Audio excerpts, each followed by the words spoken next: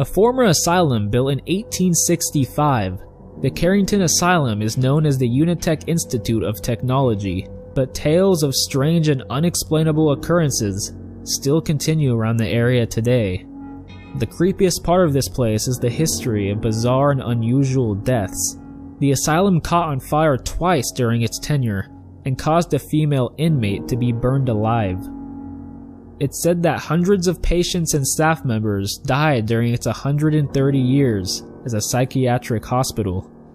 About 60 of these patients died from typhoid fever, and their deaths were not initially made aware to the public, as the death was caused from the hospital's poor sanitation. Some other unusual deaths include the pitchforking of a warden by an inmate, the 1867 suicide of Thomas Lynch, who cut his own throat with a piece of glass, the suicide of Thomas Meredith in 1897, who was found more than 2 weeks after he had slipped away from the premise of the hospital, hanging by his own belt from a tree, and the 1982 death of Michael Watine, following the administration of an electroconvulsive treatment. Although it's said the entire area is known to be haunted, Building Number 1 is said to be the hotspot for sightings of paranormal activity. These sightings include everything from shadowy forms moving around rooms and down hallways, to figures seen through the glass in rooms found to be locked and empty. Even objects being thrown by unseen forces, scratching sounds heard at the windows, footsteps down empty corridors, and students and staff being slapped or pushed when walking on stairs. Opening in the early 1900s and built on the site of an old British Army fort, the Waitomo Caves Hotel, located in the Waitomo district of King County, is known as the most haunted hotel in all of New Zealand. The hotel was first built in 1908 and was later renovated due to an increase in popularity. The Maori occupation of the land dates all the way back to 1350, with 2 huge battles being fought in the area, as well as skirmishes between many tribes. The area was also where the battles between the Maori King movement and the British Army took place. As for hauntings, there have been many sightings of bathtubs dripping blood, orbs moving outside the hotel, and even a Maori princess stalking the corridors. Some have even experienced the dining room going cold, the feeling of something walking through them, and also the noise of a trolley strolling through the hall in the lower parts of the hotel. There was one particular story that creeped me out the most. It's known as the ghost of room 14. A young male guest was staying at the hotel. He was staying in room 14 and reported that he felt as if a spirit was passing through him. After telling the tale to several other guests staying at the time, he proceeded back up to his room and committed suicide.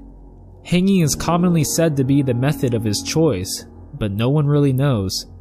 His ghost is said to be seen walking down the halls right outside room 14.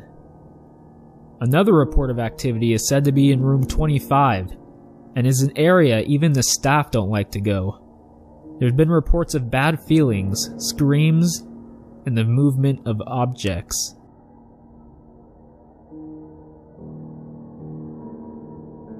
Built as an orphanage for boys in the 1800s, the Carlisle House, located in Auckland City, is widely considered one of New Zealand's most haunted houses. More specifically located in a smaller residential suburb of Auckland City, this house sucks the life and energy out of the whole area. The smashed windows, the boarded and indented wooden doors, the greenery in contrast with the dull and deteriorated walls. Besides its creepy looks and outer appearance, the true horror lies within the history of what happened during the year 1912. During that year, a fire broke out in the house, and 43 young boys died from smoke consumption. The fire was supposedly started by a faulty candle, which spread to the curtains and swept through the dorms. The land itself is tainted by the traumatic events that took place that day, and the building's rotted walls will always be traumatized by the terror from within. The tortured souls of the children are said to still stalk the corridors. People who have visited the area have said they can feel shadowy eyes peering through the multicolored stained glass windows, and you can hear the shrieking and crying for someone to save them from their fiery abyss. The children's boots are even said to be heard clattering up and down the staircases. The building itself is worn down. Even the slightest bit of wind can rattle the walls, causing them to creak like an old door. Although this site looks like something straight out of a horror movie, what happened here at the Carlisle house is nothing short of a tragedy.